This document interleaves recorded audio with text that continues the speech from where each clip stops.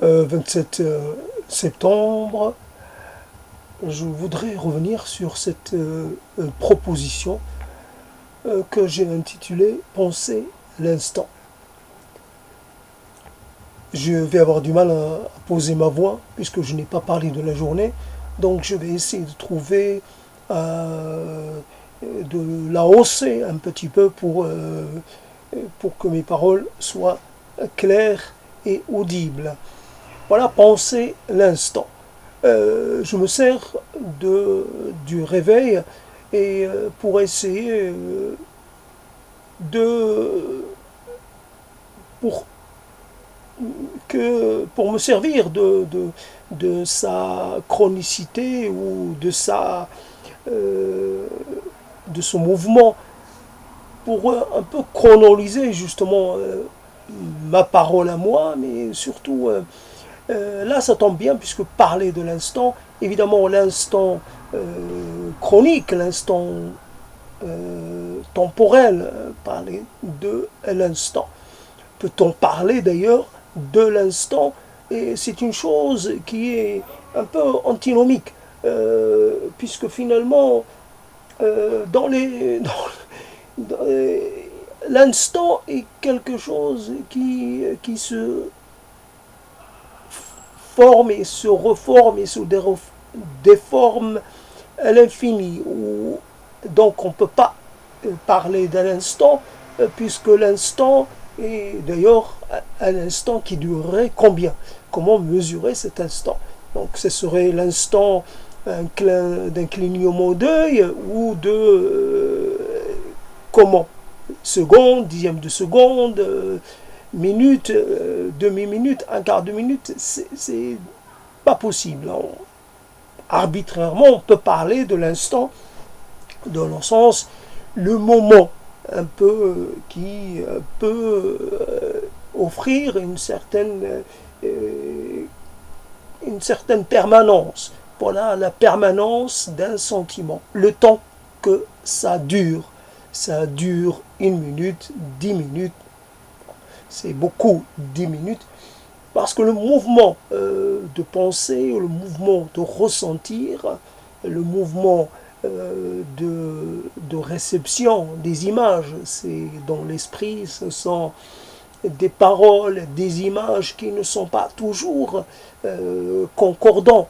Donc finalement, c'est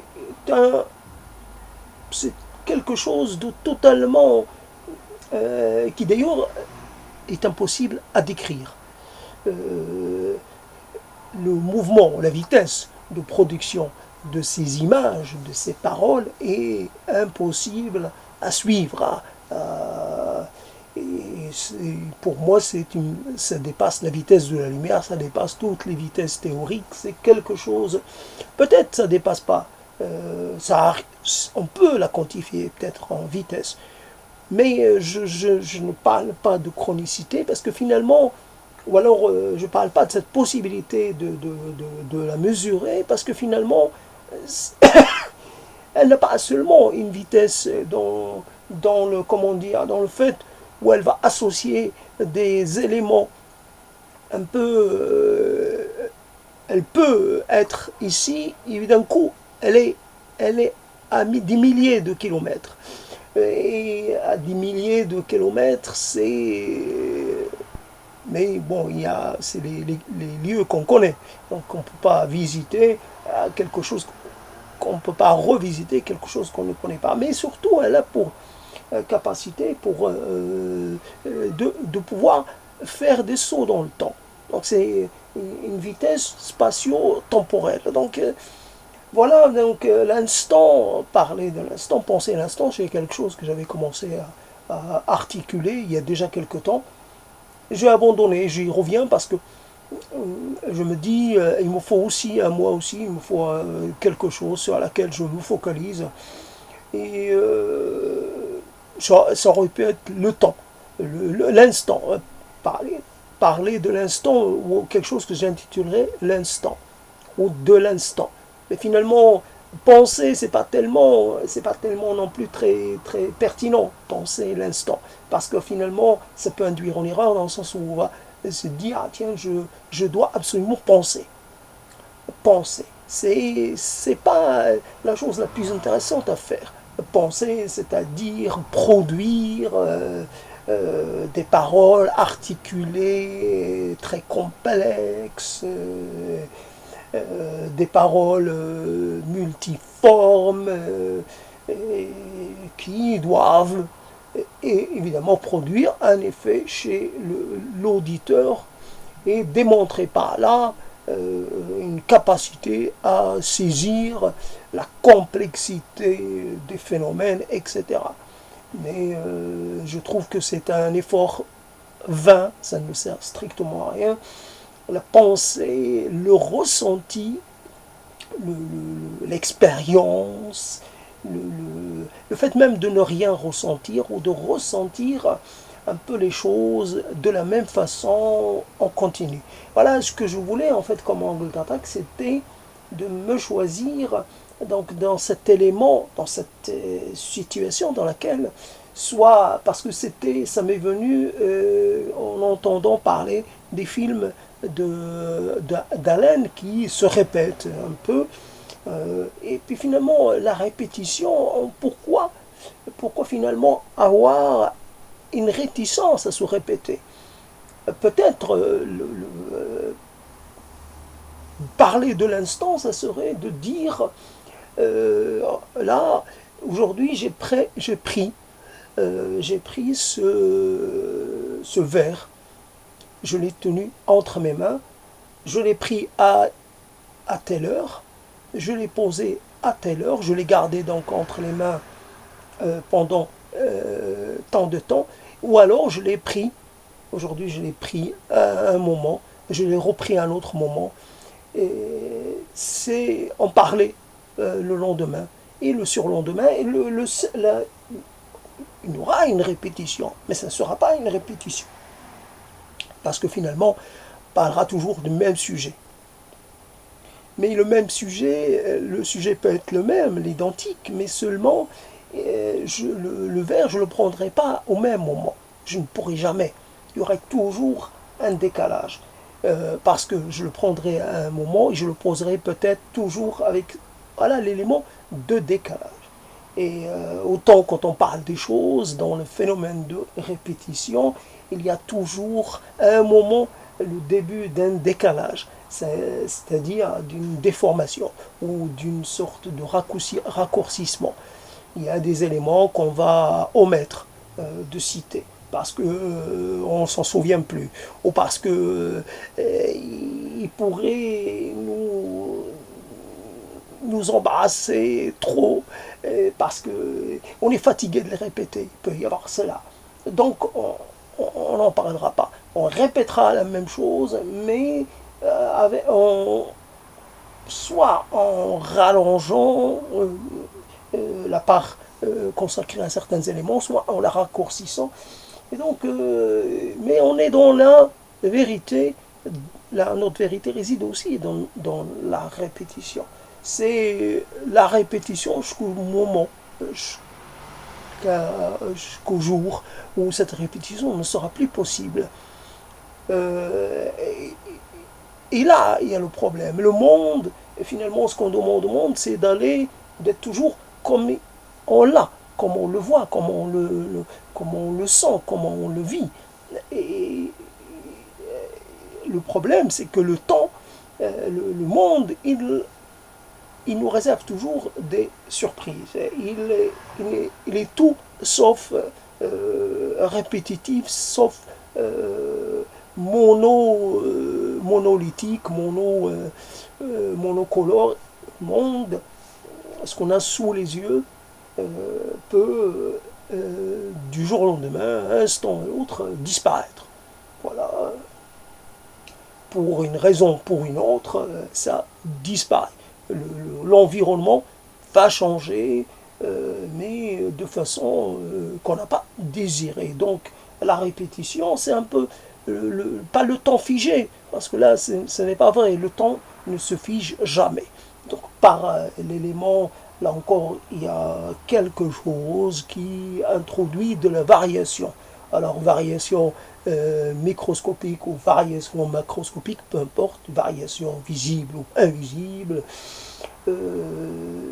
toujours une petit quelque chose. Alors évidemment, quand on parle de cela, on ne peut pas s'empêcher d'introduire le concept de temporalité. Et la temporalité, évidemment, elle fonctionne sur plusieurs échelles. Et finalement, il y a la temporalité courte, la temporalité relativement médiane, à moyen terme, puis la temporalité longue. Et à chaque fois, on peut rallonger ces trois catégories et mettre moyen, comme pour le Moyen Âge, on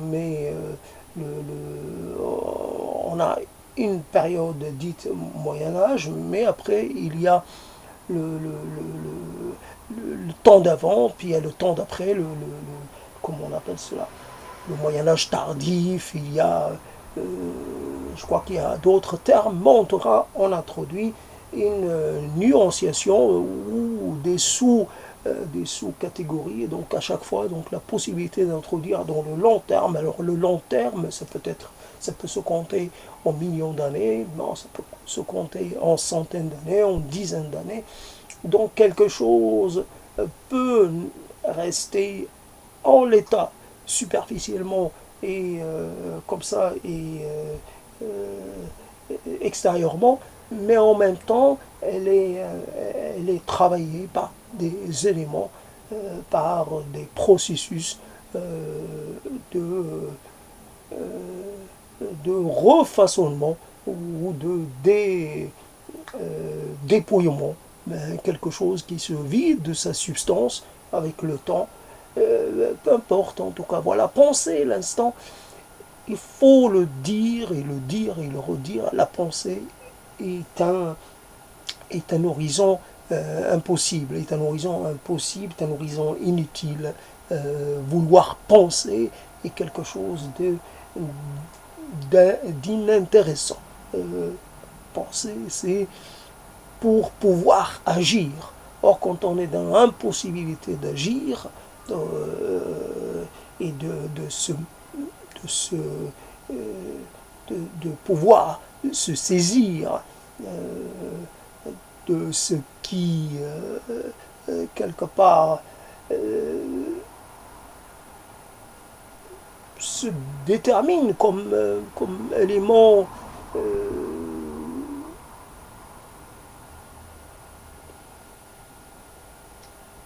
finalement la liberté, comme pour ce concept de la liberté qui est souvent réservé à finalement à ses volets sociaux et à ses volets sociaux, enfin son volet social, politique, etc., économique et idéologique, mais dans son volet biologique. Donc dans le volet biologique, il n'y a pas de liberté. On est assigné à quelque part à exécuter des tâches, à répéter, là encore, une répétition sans fin, la chose évidemment la plus évidente et la moins, finalement, et la moins, quelquefois la plus facile à ignorer, c'est la respiration. Inspiration, expiration, c'est des choses encore peut-être plus que, ou autant que les battements de cœur, encore peut-être plus fréquent que le battement de cœur, mais fondamentalement c'est quelque chose qui nous laisse aucun autre choix. Nous sommes condamnés, nous sommes assignés à faire cela. Et il y a bien sûr, donc il y a le fait aussi de devoir vivre avec un corps qui nous a été légué, un corps qui a une certaine qui a qui porte en lui la, la, qui porte en lui les signes, j'allais dire, d'une appartenance ou d'une inscription dans quelque chose. Ce corps, nous ne pouvons pas en changer parce que finalement, il y a il est possible, beaucoup plus tard, dans un autre temps, dans une autre dimension, de trouver que, quelque part, les pensées peuvent un peu exister dans d'autres continuums que les continuums que nous connaissons. Et finalement, tout est possible. Pourquoi s'interdire de penser une chose possible quand cela est, théoriquement possible? Alors, tout peut être envisagé, même les choses qui apparaissent comme ça, de premier abord, même de deuxième abord, totalement infondées et totalement sans finalement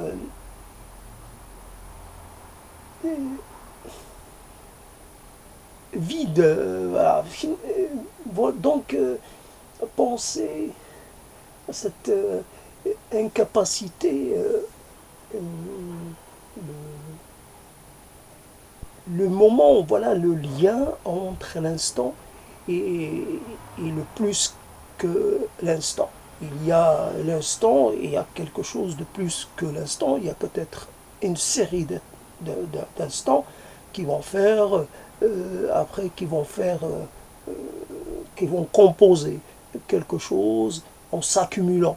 Voilà, le temps est composé d'une série d'instants qui s'agglomèrent et s'interpénètrent et finissent par ne présenter qu'une seule et unique apparence, unique identité, alors qu'en fait, ils ont été totalement ou assez différents. Il y a quelque chose qui fait que l'on confond. Si on n'avait pas à disposition un certain nombre d'éléments d'aide-mémoire, les photos, les écrits, etc., si on n'avait pas cela, on aurait tendance à confondre nos différentes étapes de vie. À ne plus, et même finalement, à avoir comme ça des périodes longues, vides, totalement vides de souvenirs. Voilà. J'ai de 30 à 40, je ne me souviens pas. Ou il y a des années, on va dire, on peut prendre comme ça des chiffres un peu au hasard, dire voilà, à 36 ans, ben je ne sais pas. 36 ans, c'est normal, puisque logiquement, si j'ai plus que 36 ans, c'est que je suis passé par la case de 36. Je peux pas l'avoir sauté. Mais qu'est-ce que j'ai fait quand j'ai eu cet âge-là? Aucune idée. Aucune idée. Je pourrais demander... je pourrais pas demander l'aide de quelqu'un. Personne ne sait rien. Il y a des éléments, je sais, quand j'ai eu, je sais pas, 5 ans, 6 ans, 7 ans, 8 ans, 9 ans, je peux toujours aller demander à mes proches vivants. Oui, est-ce que tu te souviens de quelque chose? Je pourrais toujours trouver. Mais pour ce qui est des âges avancés, là, j'ai pas eu de témoins. Ou alors les témoins que j'ai eus, ils ont peut-être rien retenu. Si je leur dis 36, ils vont confondre avec 37 ou avec 35. Il y a beaucoup de chances que, voilà, donc les faits confusionnels ou confusionnants, je ne sais pas, les faits un peu, voilà. Donc, bien entendu, quand on parle de couches, il y a des moments, quand on fait une coupe, il y a des moments où on voit qu'il y a des couches différentes comment dire, en matière. Les composants en sont différents. Et puis là aussi l'épaisseur. Voilà. Donc c'est vrai que il est possible aussi de parler du vécu. Il y a des moments qui sont plus épais que d'autres, où on a l'impression d'avoir vécu une quantité de choses fréquentées, touchées, approchées, une phénoménalité de choses. Et puis finalement, d'autres moments comme ça, agglomérés, je sais pas, de 35 à 42, ça se mélange. Il n'y a rien. Je ne me souviens pas. Mais par contre, de 20 ans, je ne sais pas quoi, parce qu'il y a l'effet, quelque part, il y a un certain nombre de phénomènes qui, qui sont impliqués dans cette histoire-là. En tout cas, l'instant, quand on parle du temps, beaucoup de fois on parle du temps et alors, beaucoup de gens comme ça, des statistiques un peu inutiles qui disent voilà, les gens passent un certain temps à dormir, évidemment, ça c'est la statistique la plus importante, la plus facile à dire, mais après à se raser, à faire ceci, à faire cela. Et euh, finalement, et on se dit, tiens, je perds tant de temps. Bien entendu, le mot perdre et apprendre à relativiser, c'est nécessaire. Il y a des choses qui sont nécessaires. Donc, on ne peut pas vivre socialement sans s'y plier. Donc, se raser, c'est un impératif sociologique ou social. On ne peut pas échapper. Après, c'est on peut, par exemple, pour quelqu'un qui va vivre 70 ans, on peut dire qu'il a, en dehors des heures de sommeil, il a eu tant de minutes. Alors on va dire tant de secondes, tant de minutes, tant d'heures, tant de semaines. Et, et, si je, et à ce moment-là, on voit que c'est une quantité limitée. Et donc on se dit, tiens, chaque instant est important. Chaque instant, pour moi, est essentiel, est vital, et il faut que je le marque par quelque chose. Ça me rappelle toujours cette histoire de peintre que j'ai vu à l'œuvre, et c'était assez particulier, un peu perturbant. C'est quelqu'un qui avait un peintre abstrait, quelqu'un qui avait une aptitude, j'allais dire une compétence, oui, pas une créativité, mais finalement, il a trouvé une manière de faire, et puis finalement, il continue d'appliquer cette manière de faire, bien entendu, évidemment, avec des variations, mais au niveau de la couleur, par exemple, ou des mélanges de couleurs, les plages réservées à telle couleur, bien entendu, ce n'est pas de la répétition. Les monochromes non plus ne sont pas de la répétition pure et simple, parce que, évidemment... après, donc, le problème est quand on veut parler, quand on veut créer, quand on veut à un moment, et on se répète. On ne peut pas faire plus autrement que de se répéter. On veut vivre nos instants, un peu les séparer les uns des autres, et cet instant-là, cette série d'instants qui vont durer, je ne sais pas, 10 minutes ou 20 minutes, je vais aller voir quelqu'un et je vais vraiment essayer de créer un moment. Voilà, une sorte de performance, comme je l'appelle moi, une performance sociale, et d'un échange à part. J'irai voir une personne et j'échangerai, je ne sais pas, je parlerai, je parlerai qu'en termes de monocité. Je ne parlerai jamais que des phénomènes uniques, que des phénomènes qui ne peuvent pas être divisés, qui ne peuvent pas être multipliés, je ne sais pas. Je choisirais, j'aurais n'importe quoi de façon arbitraire, comme évidemment il y a quelqu'un que je trouve assez intéressant, qui parle de la couleur, et notamment il parle de différentes variations dans le rapport à la couleur verte. Et c'est vrai que, comme ça a été déjà fait, choisir une couleur, ça a été fait dans le cinéma, etc.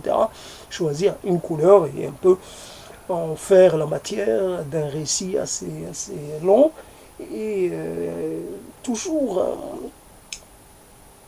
et puis j'irai, je sais pas, je prendrai par exemple 10 instants par jour pour essayer d'instaurer un dialogue avec le ciel, un dialogue, un moment que je consacrerai au ciel. Alors le ciel dans toute sa variabilité. Un ciel visible, un ciel ouvert et un ciel assez opaque. Voilà, je verrai les étoiles, je ferai n'importe quoi. J'essaierai, moi, c'est moi, j'essaierai d'avoir une vision que personne d'autre n'a eue, ou bah, enfin, si quelqu'un d'autre l'a eue, elle n'est pas arrivée à notre connaissance, donc c'est comme si elle n'a pas existé. Et j'essaierai de poser une question que personne n'aura posée avant moi. Euh, N'importe quoi. Finalement, je peux faire le n'importe quoi. Et c'est le problème de l'instant, c'est toujours encore, je reviens sur la répétition, c'est d'échapper un peu à la, échapper au connu, au prévisionnel, les choses qu'on maîtrise, et les choses qu'on maîtrise à tel point qu'on peut on peut les regarder sans les regarder. On sait qu'elles vont se dérouler de cette façon. Quoique,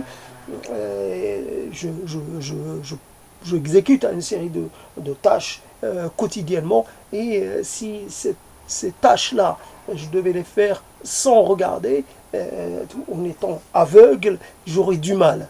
Bien sûr, je pourrais les exécuter, mais j'aurais du mal. Donc, je ne peux pas les exécuter de façon sans m'aider de la vie, alors que je les exécute depuis des milliers de jours.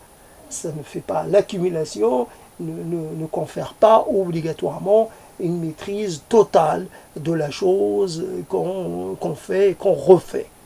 Et d'ailleurs, il y a toujours un élément, c'est là l'élément un peu de rupture ou de contrariété, si l'on veut. C'est on fait un coup, on verse de l'eau dans la cafetière, et un coup, il y a un bout, une partie de cette eau qui va s'échapper. Et on reverse jamais de la même façon. Un coup, c'est plus rapide, plus précipité, etc., etc. Évidemment, on a le café qui peut changer. C'est la même marque, mais le goût peut en être changé parce que par rapport à la conservation, par rapport au fruit lui-même, comment il a été cueilli, maturité ou pas maturité, etc. Le processus de maturation, le processus comment on appelle ça, comment on appelle le fait de faire le café, le processus de, peu importe, en tout cas, voilà. Il n'y a pas de répétition pure, il n'y a pas de répétition absolue, il y a une idée comme ça, quelque chose qui peut faire penser à de la répétition. Mais là, mais dans l'intégralité de la chose, des phénomènes, il y a une répétition. Il y a de la non-répétition dans la répétition. Mais ce sont des variations assez minimes, qui ne sont pas finalement très, très parlantes. Voilà, la chose que je ne maîtrise pas, c'est la vitesse avec laquelle je verse de l'eau. De l'eau, et toujours, un jour je vais répéter un geste, mais il faudrait que, je ne sais pas, mais je ne le saurais pas. Je vais renverser l'eau, le litre d'eau, je vais le renverser de la même façon qu'une autre fois. Parfaitement pareil. Mais j'en doute un peu. J'en doute parce que, je ne sais pas, les qualités, j'allais dire mécaniques, les propriétés de l'eau feront toujours que peut-être, je ne parle pas de l'eau, parce que l'eau, j'ai tendance à la prendre comme un élément un peu monolithique, un peu, mais l'eau, les micro-organismes qu'il y a dans l'eau, les minéraux qu'il y a dans l'eau, évidemment, c'est jamais la même eau. L'histoire de cette eau est évidemment encore une histoire encore plus extraordinaire. Le cycle de l'eau est quelque chose de faramineux.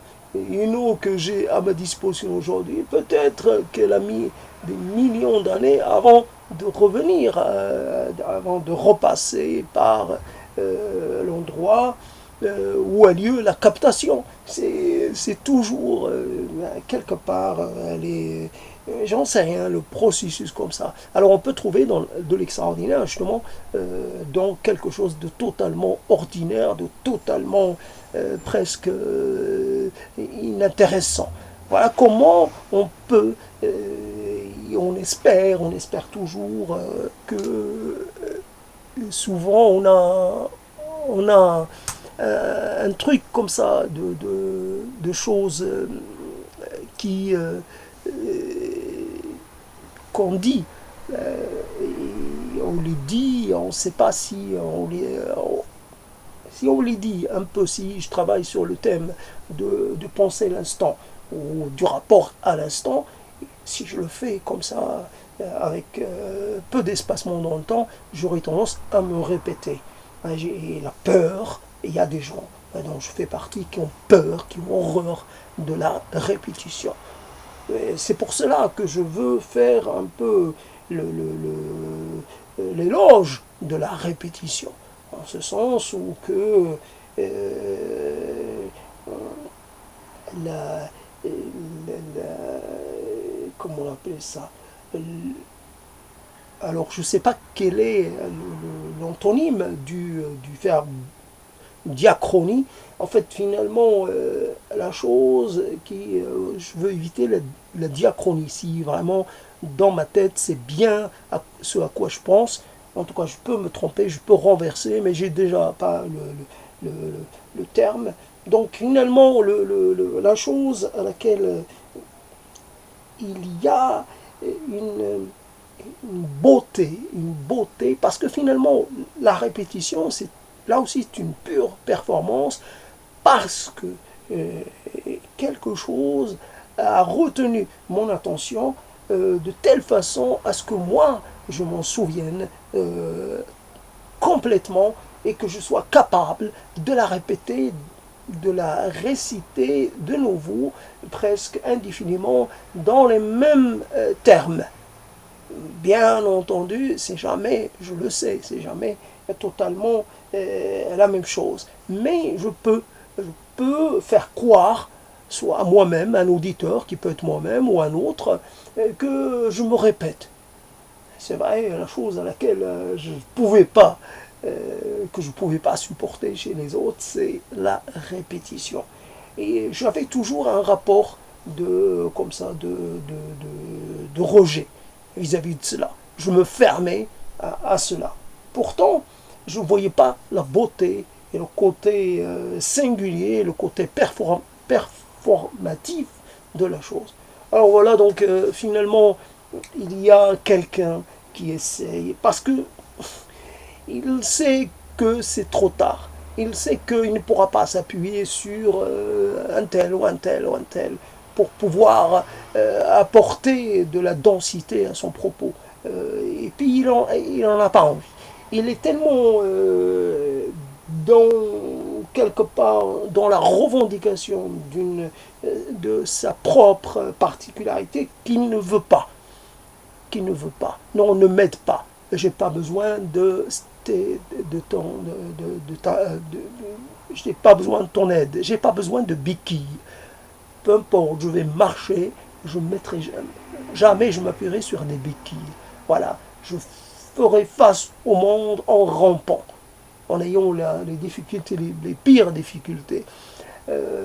C'est cela. On peut, alors les béquilles, voilà, c'est un tel, suivant les écoles, les périodes, etc., les maîtres, tout ça. Et évidemment, j'aurai un maître, finalement. J'aurai quelqu'un à qui je rendrai hommage, puisque je serai, parce qu'un maître a eu un maître, etc., jusqu'au maître premier. Et voilà, moi je m'inscrirai évidemment, dans cette non pas hiérarchie, mais dans cette chaîne-là. Moi, je n'ai pas de maître. Je ne veux pas avoir de maître, à part, évidemment,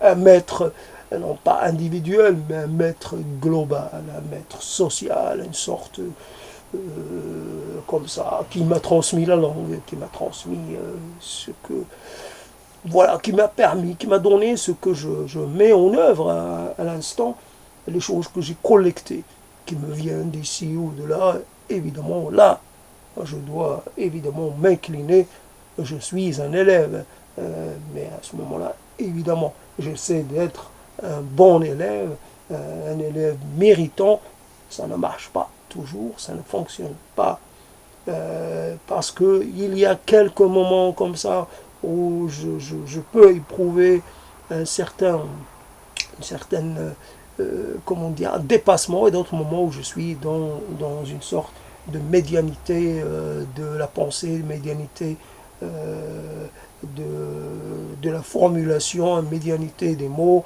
Bon, c'est pas comme, c'est pas, mais c'est pas grave. Il y a pas non plus il n'y a pas une obligation. Comme pour ce qui est de l'instant, il n'y a pas d'obligation. Fondamentalement, il y a un fondamental qui, lui, ne peut pas varier. Comment peut-on finalement travailler pour une gloire qui ne durera pas? À quoi sert une gloire qui ne puisse pas être éternelle? Non pas absolue, absolue ce serait, ça peut l'être, mais éternelle, non. Une gloire qui ne peut pas nous profiter longtemps. Je suis là, je fais tout pour bénéficier. Bien entendu, il y a un être, comme on parlait de l'être métaphysique ou l'être matériel en soi, etc., ou l'être spirituel, tout ce qu'on veut, il y a un être qui est un être, j'allais dire, primaire, comme on dit. Il y a, il y a en nous comme une sorte d'accumulation d'état de conscience ou d'état de rapport au monde. Il y a le côté un peu primaire, issu d'une philo, je ne sais pas quoi, d'une chaîne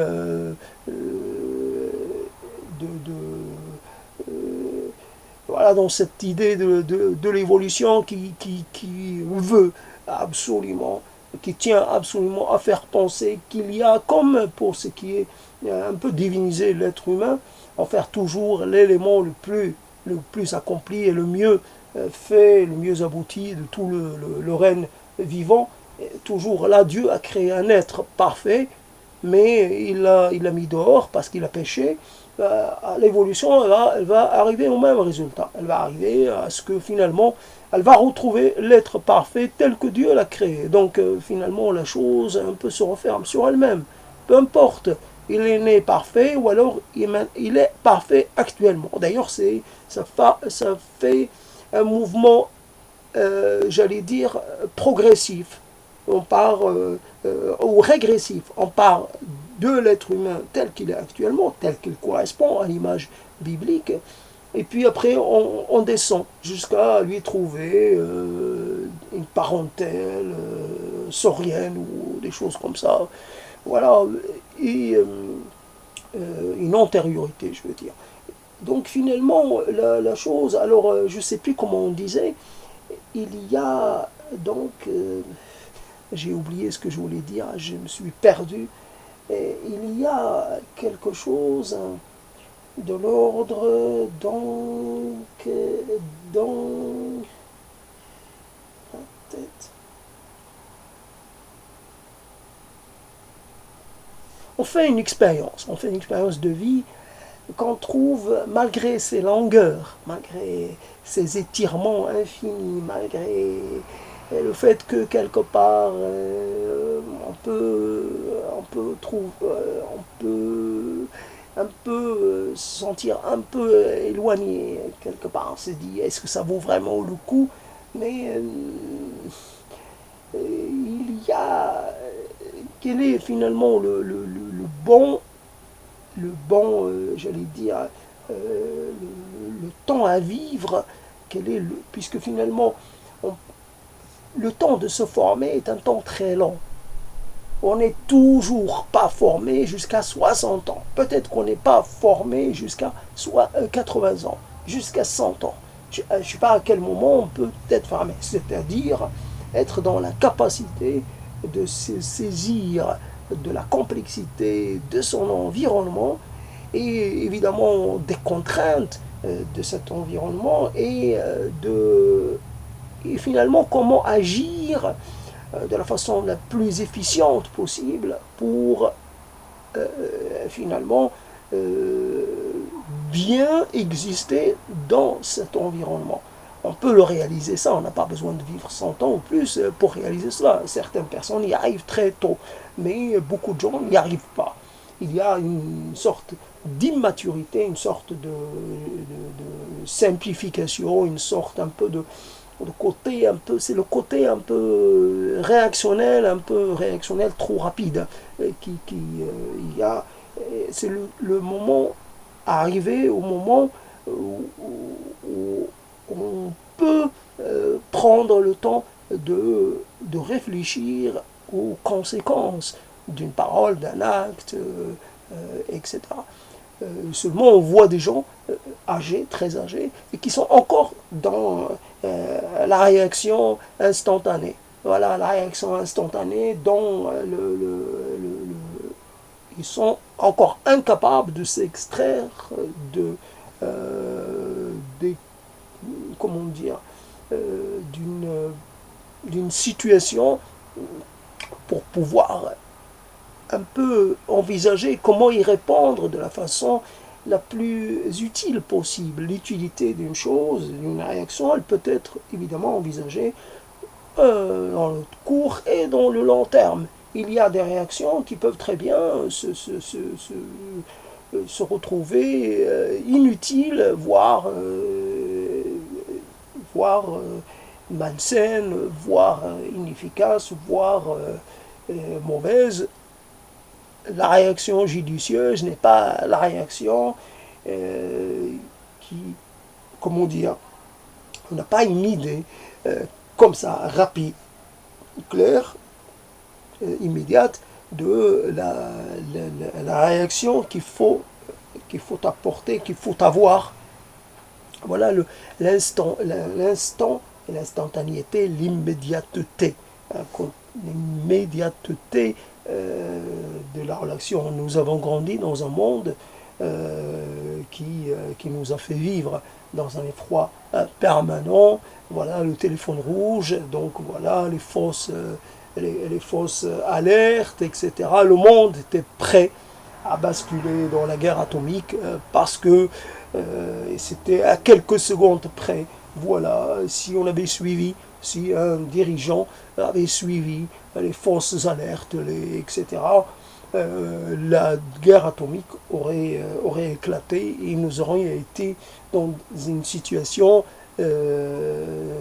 inenviable. C'est comme ça. Quand on a pensé à un moment, et quand on a cru à cette fable de la guerre froide, et évidemment, la guerre en même temps est quelque chose qui ne peut pas se produire, mais qui peut aussi se produire. J'allais dire un impensé. J'aime bien ce mot, l'impensé, l'impensé, ou la chose difficile à penser. La guerre est quelque chose qui peut dépasser même, évidemment, qui peut échapper à ceux qui l'ont déclenché, ça c'est évident, mais la guerre peut naître de quelque chose qui finalement, qui n'est pas très logique. Une guerre, finalement, si en plus, s'il s'agissait, si une guerre porte en elle la promesse d'un anéantissement mutuel, alors la guerre, évidemment, voilà, on revient sur les termes de la dissuasion nucléaire, etc., etc. Mais malgré cette éventualité, cette dissuasion, malgré cela, la guerre aurait pu éclater. Alors l'immédiateté, comment un peu finalement ralentir le temps, faire en sorte de ne pas obéir à l'injonction qui était, à la chose qui était prévue. Comment obéir, ne pas obéir au protocole. Comment ne pas suivre la procédure. Voilà que donc je m'éloigne, je m'évade un peu. Et évidemment, c'est la guerre froide est une énorme quelque chose qui nous a maintenu un peu, qui a fait le malheur de beaucoup de gens, de millions de gens. Ça c'est clair, c'est évident. J'en ai souffert que de façon indirecte, mais la guerre froide a fait le malheur de centaines de millions de gens, voire de milliards de gens, et c'est quelque chose qui évidemment continue de produire ces mauvais effets. On n'a qu'à penser à l'agent orange et aux petits, aux enfants vietnamiens qui naissent mal formés suite à la contamination par l'agent orange et donc ces produits chimiques qui étaient dans des fûts orange ou qui avaient de la peinture orange, en tout cas, oui, voilà, qui était peint en orange, enfin il y avait quelque chose d'orange sur le fût, et ce qui fait que, comme ça qu'on a appelé l'agent orange, mais en fait c'était des agents anti défoliants qui étaient là, qui étaient utilisés, donc finalement ils ont pour effet, ils maintiennent un peu quelqu'un peut tomber sur une mine et se faire un peu exploser, mais une mine, on peut finir par les récupérer, par faire un déminage systématique et très poussé. Mais pour ce qui est d'éliminer les agents chimiques, les produits chimiques, là c'est une autre affaire, ça peut évidemment. Voilà, penser l'instant. L'instant est lié à l'instant précédent et a priori, pour la majorité des gens, il y a un instant après. Il y a des gens, pendant cet instant, il y a des gens qui cessent d'avoir un instant. Enfin, d'avoir un instant en tant qu'être vivant. Alors, évidemment, c'est pas un arrêt, c'était l'idée. On avait une idée comme ça, d'une l'immédiateté de l'arrêt. On disait, voilà, le corps, il y a une période d'agonie, par exemple, et puis après, l'être cesse de respirer, le cœur de battre, et ça y est, c'est fini. Non, c'est pas fini. Justement, bien entendu, ça ne peut pas se finir.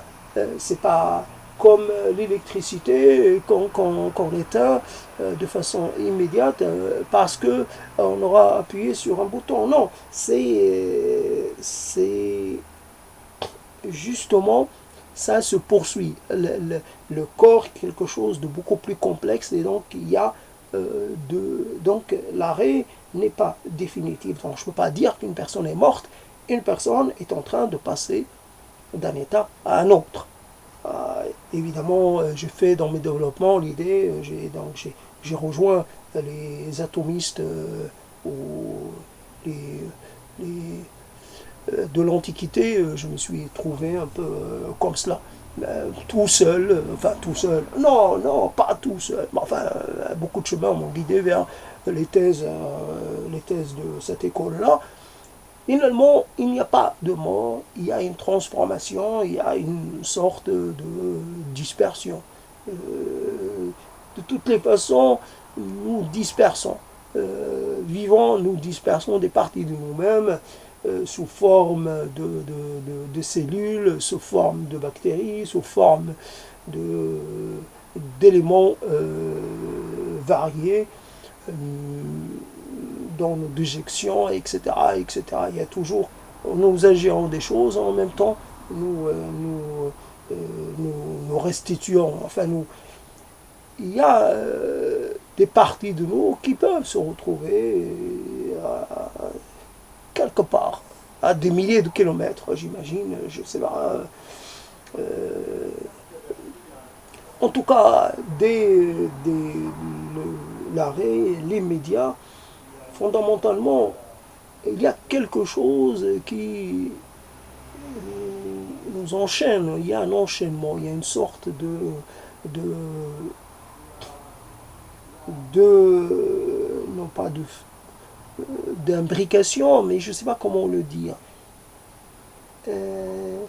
L'instant, il tient parce que, comme pour une personne, même si elle ne se revendique d'aucune filiation, mais si elle existe, c'est parce qu'il y a un processus. C'est cela. Une personne ne peut pas avoir existé d'elle-même, par elle-même. Elle ne peut pas.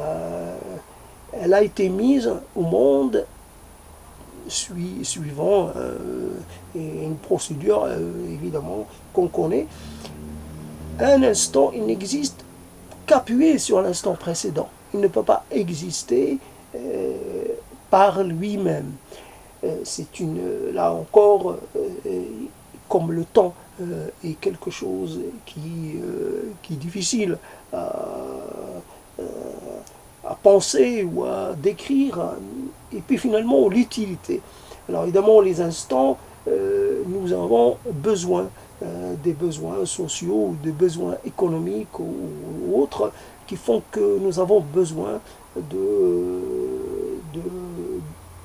de diviser le temps. Mais finalement, ce n'est qu'une... Cette division peut bien entendu être justifiée, bien expliquée, etc. Mais et finalement, je ne sais pas si elle est vraiment toujours indispensable de diviser le temps. Alors, je parle en instant. L'instant, il peut être, voilà, comment on peut parler d'un instant, c'est le moment. Et évidemment, l'instant, il peut être, voilà, il est plus de l'ordre de l'évocation que de l'ordre du vivant pur, de l'ordre de la chose physique.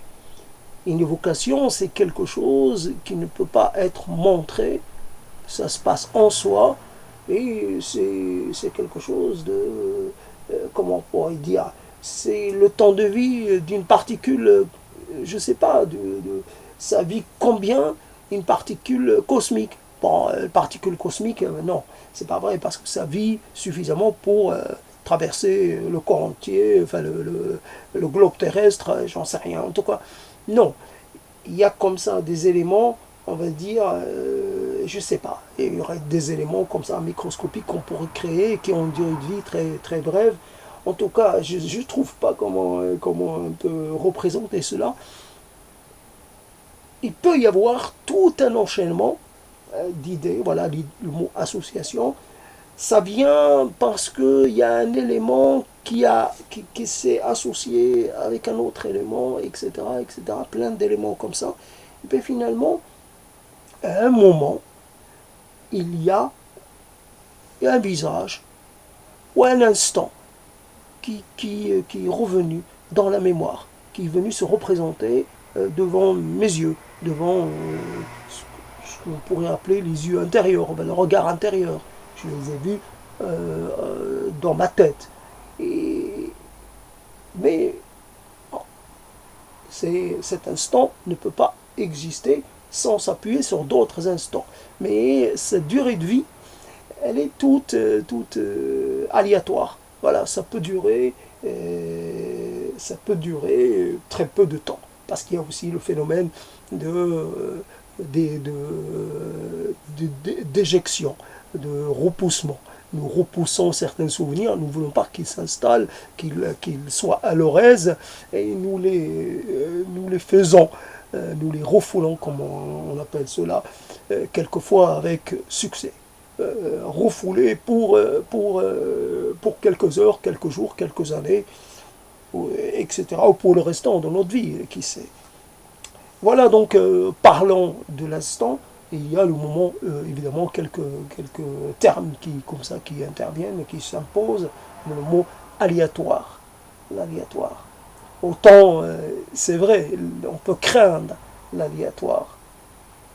C'est, je ne sais pas comment dire, quelqu'un qui a parlé de sa peur profonde, mais politiquement parlant, donc au niveau politique, qu'il avait peur pour lui-même, pour sa famille, etc., parce que s'il venait à faire quelque chose, il pourrait ont payé le prix.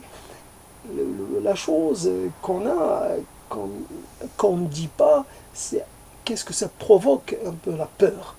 Qu'est-ce que ça peut faire émerger comme réaction. L'aléatoire, c'est la chose qui est intéressante. Bien sûr, on peut le craindre, comme on peut craindre la peur, justement. Comme on peut craindre que la peur ne se transforme, justement, elle ne passe à l'étape supérieure, elle devient vraiment une chose réelle, qu'il y ait atteinte sur l'intégrité de quelqu'un. Mais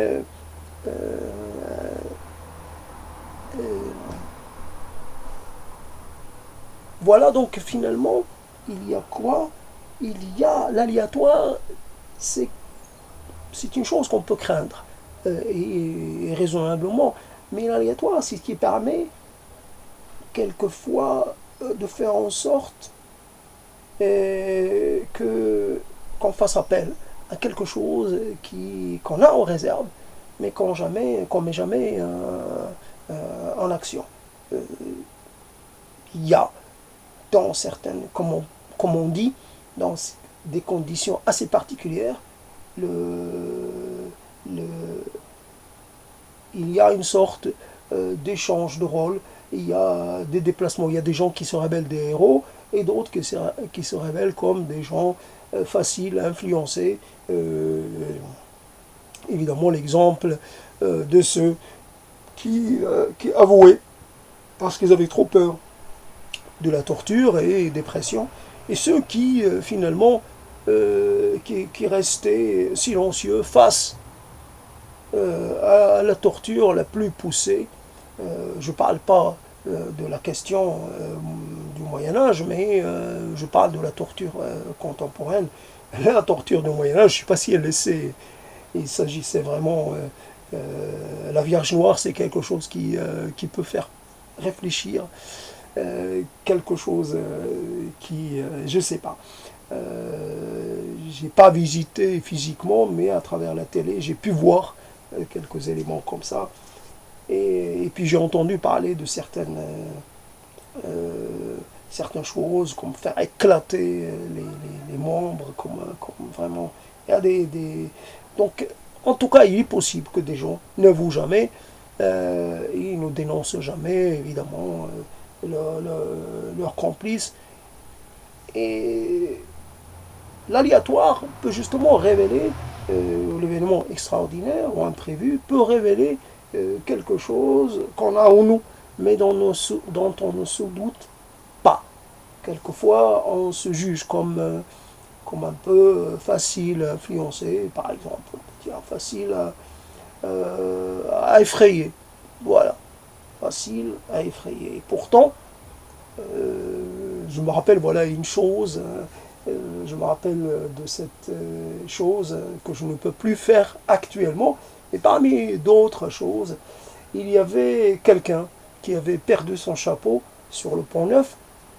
Je n'ai pas hésité à enjamber le muret qu'il y a au Pont Neuf, un peu, et puis je suis allé j'allais chercher son chapeau qui était sur le rebord.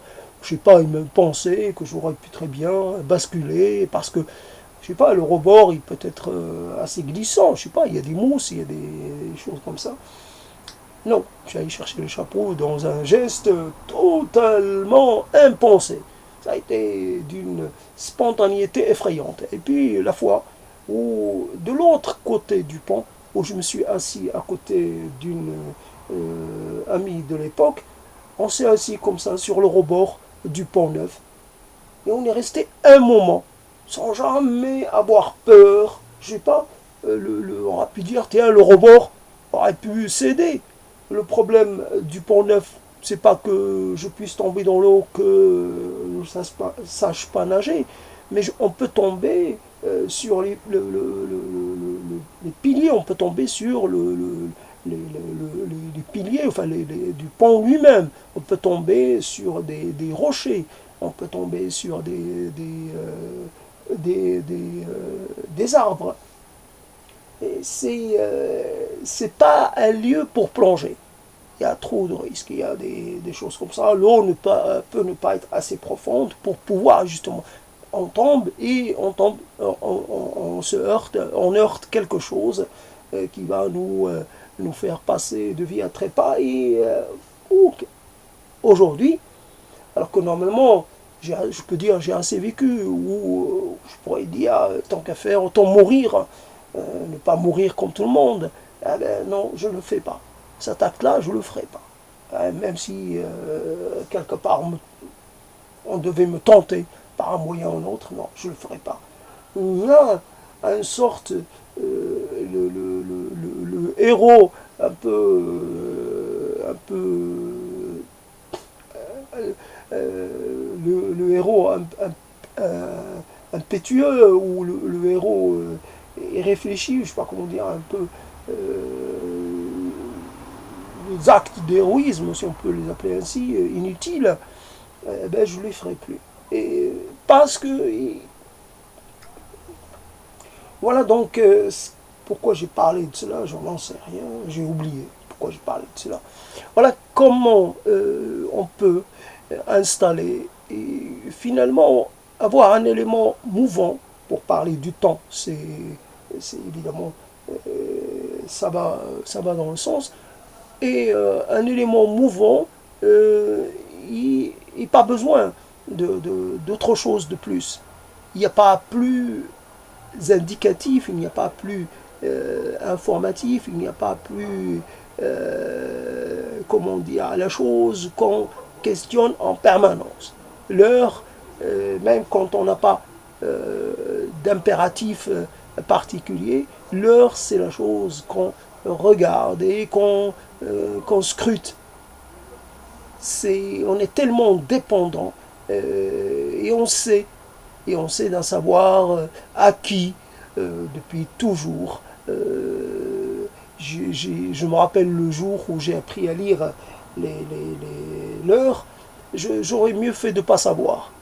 Ce savoir-là n'avait pas d'intérêt.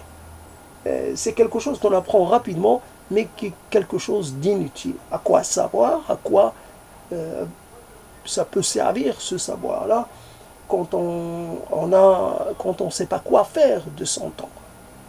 Quand le temps est, social ne correspond pas au temps personnel, quand le temps social et j'allais dire géographique est quelque chose qui fait de nous des êtres inutiles. Inutiles, dans le sens où je pourrais beaucoup de moments de ma vie, j'aurais envie. Il y a des gens qui aiment voyager. Moi, je n'en sais rien, mais en tout cas, j'aurais aimé être en train de marcher. De marcher et de marcher sur mes terres, et pas n'importe où. Et en train de faire quelque chose non pas dans la nature, mais dans un espace ouvert, un espace naturel ouvert qui m'appartiendrait, en train d'aller voir comment on se porte un arbre, comment on se porte une plante, pense, voilà, regarder la vie autour de moi, les choses qui changent pas, imaginer les êtres qui viennent en visite après avoir parcouru des milliers de kilomètres, la vie dans toute cette diversité, du plus petit au plus imposant, tout ensemble. Cette chose dont on est privé dans nos espaces urbains, on a évidemment, on a la télé, on a tout ça, mais ça ne fait jamais, ça ne remplace pas une expérience directe. Voilà la chose. Hein. Comment l'aléatoire, oui, je parlais de l'aléatoire. L'aléatoire, hein, fondamentalement, quand on imagine la quantité d'êtres disponibles et au niveau théorique, les possibilités d'interaction, les possibilités d'échange, comment on peut appeler cela, il y a 10 personnes elles sont mises ensemble. Et il y a des interactions. Ces interactions dépendent, évidemment, elles n'auront pas le même poids ou la même importance pour tout le monde. Il y a toujours, comme partout, il y a des gens qui vont interagir moins que d'autres. On pourrait dire il y a des gens qui vont se trouver au milieu du cercle et d'autres qui vont se retrouver sur les bords du cercle, sur le bord extérieur. Mais 10 personnes qu'on va rencontrer, ces 10 personnes vont constituer une unité plus ou moins, mais qui ne ressemblera pas à une autre unité. Donc, quelquefois dans sa vie, on appartient à une unité ou deux, ou peut-être trois, mais pas plus. Si on avait eu la possibilité de choisir en connaissance de cause peut-être, et choisir parmi les unités dans votre vie, comme quelqu'un qui dit aujourd'hui, il faudrait qu'on dote les gens pour essayer un peu de donner un peu les mêmes chances à tout le monde, de doter les gens avec une sorte de somme qu'ils auront dès le départ. Et ils essaieront de faire quelque chose avec. Et finalement, si on était doté comme ça, là aussi, d'un accès à des cercles, je ne sais pas, à des unités, par exemple, à des groupes, comme une unité, c'est un groupe, comme ça, 10, on va choisir entre les 10. Mais finalement, on a peut-être accès aux 10, mais ce n'est pas toujours un accès facile. On essaie quelquefois de s'imposer, on essaie quelquefois de forcer l'entrée, ça ne marche pas. Et voilà, l'aléatoire, c'est cet aléatoire. Je suis issu d'un aléatoire qui peut être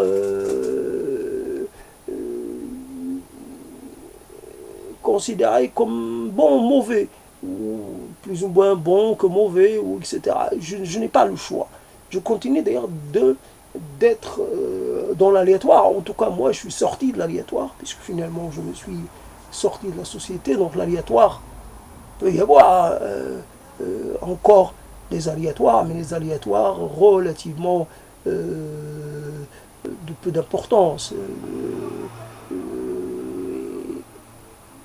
J'ai quelqu'un qui habite en face de moi, on pourrait dire dans un cas ordinaire, normal, voilà, c'est une personne libre, bon, ça va, il y a peu de possibilité d'avoir un rapprochement. Moi qui ne vois plus, bon, je pourrais savoir que c'est une fille, mais je ne verrai pas le visage. Pourtant, c'est vraiment tout à côté. Je n'en verrai jamais le visage. Donc, je ne vais pas lui parler si je ne vois pas son visage.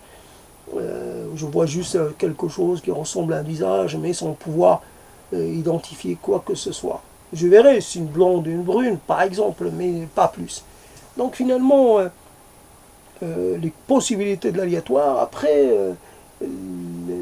j'en ai fait l'expérience de l'aléatoire, mais finalement, j'ai créé les conditions d'une sorte de, je sais pas, j'ai fait dans la provocation, j'ai fait dans, mais j'ai créé du désordre, j'ai créé de la confusion, ça ne m'a pas apporté.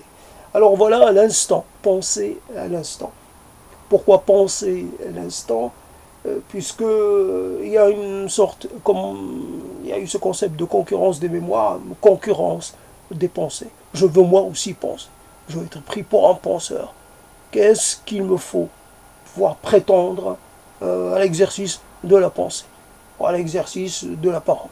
De la parole mise en, j'allais dire, mise en, comment on appelle cela, mise en moule, enfin moulée pour qu'elle puisse quelque part servir à quelque chose en particulier. Voilà, donc on passe un moment, non pas face à soi, puisqu'il n'y a pas de miroir, mais face au bruit que font mes propres paroles, nos propres paroles. J'entends du bruit. C'est bien ma voix, je l'identifie, elle m'est familière. J'ai réussi à la placer suffisamment pour que cela soit audible, mais c'est ma voix. J'entends plus quelquefois comme le bruit que je viens de faire, plus j'entends quelquefois la fin, le bruit de la fin d'un mot, plus que le mot dans son intégralité. C'est, j'entends le et qui reste. Un écho, voilà, des échos de ce que je dis. Il me reste des échos. Je sais que je m'accroche pour que le total de ces paroles reste cohérent, qu'il y ait une parenté entre les propos. C'est pas évident. Les mots, quelquefois, sont tentés de vouloir jouer dans la cour de leur propre expressivité. Il y a des mots, c'est pas toujours. On est là, on gère comme on peut. On gère les mots comme on peut. Bien sûr, on essaie de maintenir un certain niveau de cohérence, mais il y a toujours ou d'intelligibilité. C'est pas toujours évident. Alors pensez l'instant, le 8 est là. Que signifie le 8? Le 8 qui est un peu qui combine, enfin qui présente l'intégralité des signes. Le 8 et tous les composants d'un chiffre se retrouvent dans le 8. Le 8 on peut le subdiviser. Le 8, c'est un double zéro quelque part. C'est deux espaces carrés avec un vide au milieu. Et il suffit comme simplement, c'est pas parce qu'on aura enlevé un élément que le tout ça va se déstructurer. Non, c'est pas un château de cartes, ça tient. C'est un 8, bien entendu, la promesse du 8, la promesse de la venue d'un autre 8.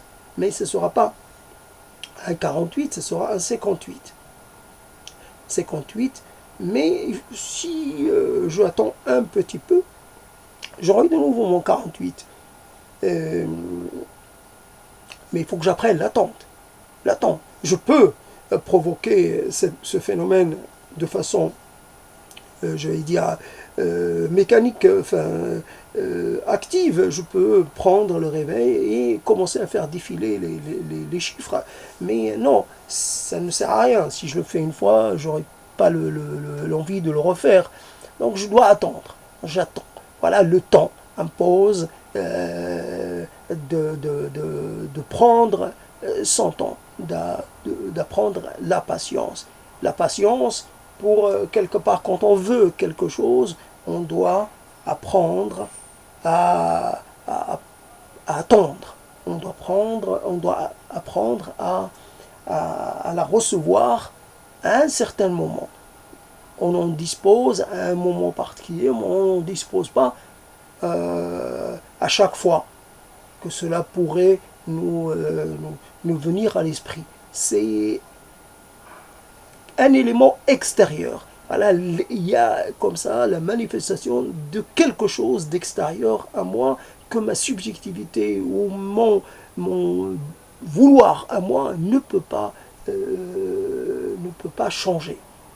Je ne peux pas changer. Elle a une idée de la réalité. L'instant est à moi, mais il est à moi jusqu'à un certain point. J'appartiens à mon instant, mais mon instant, il ne m'appartient pas totalement. Il ne m'appartient que d'un certain point de vue. Voilà. Comme quand je parle, les mots sont bien de moi, mais ces mots-là ne sont pas à moi. Je les ai empruntés dans une sorte d'œuvre collective. On s'emprunte les mots les uns les autres. Moi, je sais que j'ai emprunté les mots, mais je ne sais pas si quelqu'un d'autre s'est servi de mes mots pour me les emprunter, et ainsi de suite. Je sais que je n'ai appris à parler à personne. Donc finalement, peut-être quand j'étais petit, mais grand, j'ai pas d'enfant, donc je ne peux pas dire que j'ai donné mes mots à quelqu'un qui va lui continuer un peu le mouvement. Je n'ai pas donné mes mots en héritage. Voilà, c'est l'instant comme ces deux et ce cinq qui finalement se font face. Se font face d'une certaine façon. Un 5 fait face comme s'ils se parlaient un peu. Ils ne sont pas.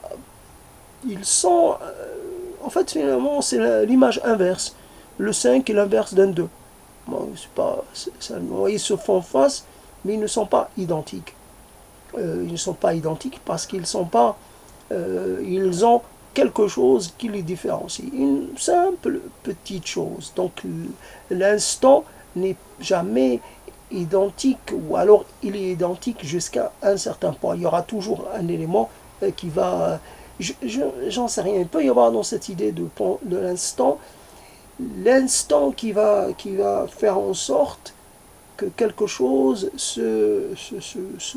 arrive à un degré, quelque chose qui est en déséquilibre, jusqu'à, je sais pas, elle commence à être en déséquilibre, je sais pas, très longtemps, en arrière.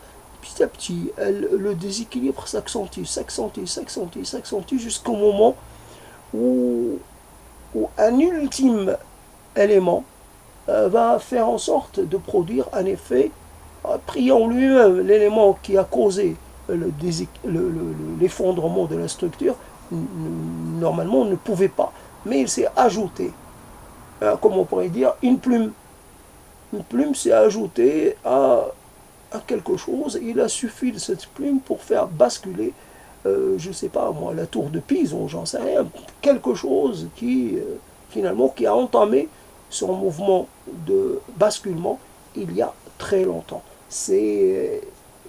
On ne sait pas quel est l'instant, en nous, quel est l'instant qui va faire en sorte que la mutation ou le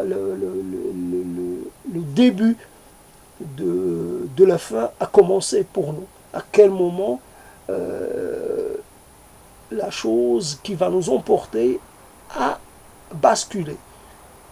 À quel moment cet instant, on ne peut pas en parler, on ne peut pas l'identifier parce que on ne sait pas. Il y a dans mes cellules, à un moment donné, il peut y avoir une sorte de changement. Et ce changement, il peut, je ne sais pas, l'instant de la transformation, l'instant du basculement. Là, je reviens sur le basculement parce qu'il est plus parlant. Voilà, donc j'arrête là. C'est une petite, un moment.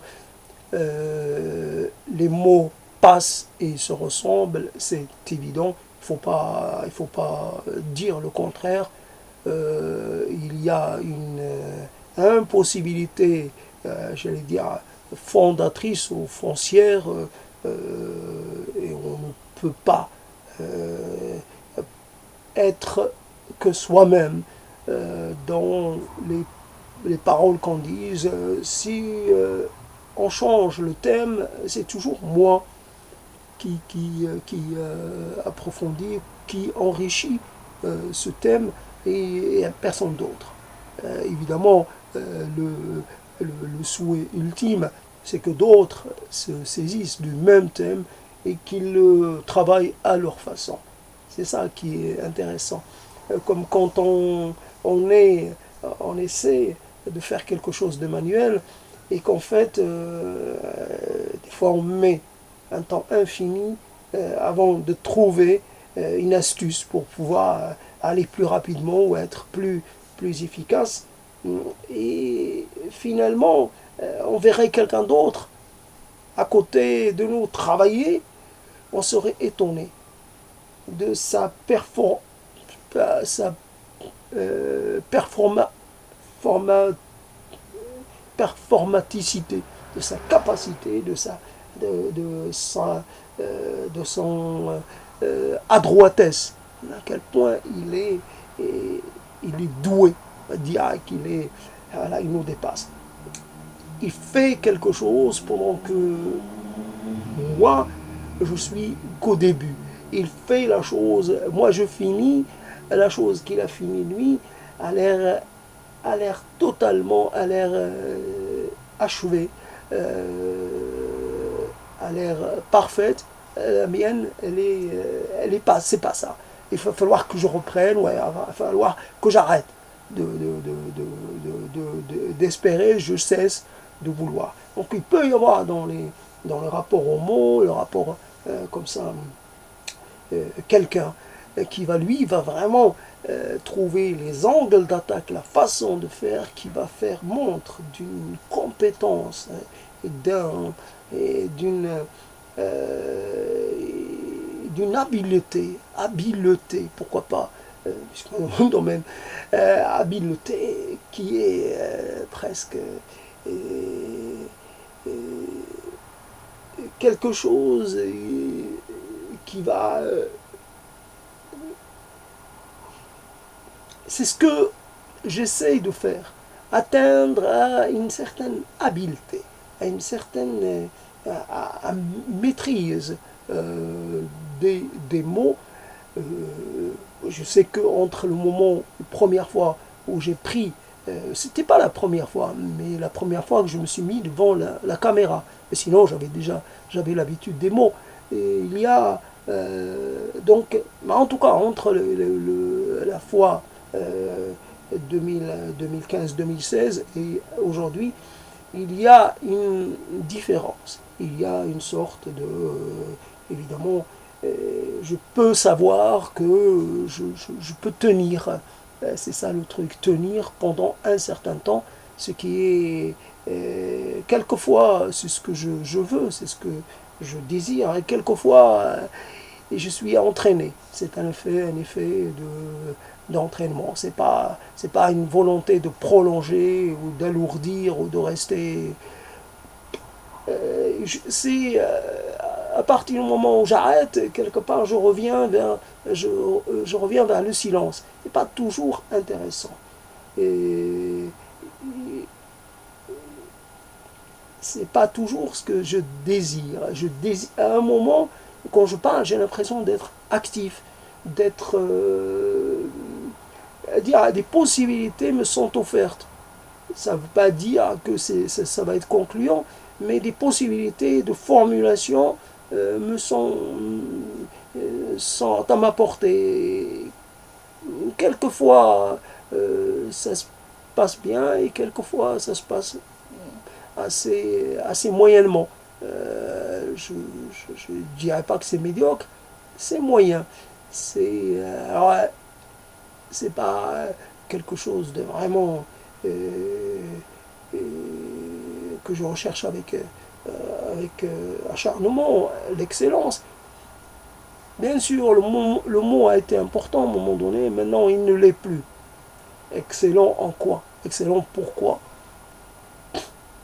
On est incapable de faire le minimum pour assurer sa propre pérennité, pour un peu dépasser ses limites, même de façon minime, faire en sorte d'avoir du pouvoir justement sur l'instant, sur ces instants, sur voilà. Donc fondamentalement il y a un doute, il y a comme un doute. Allez, à bientôt.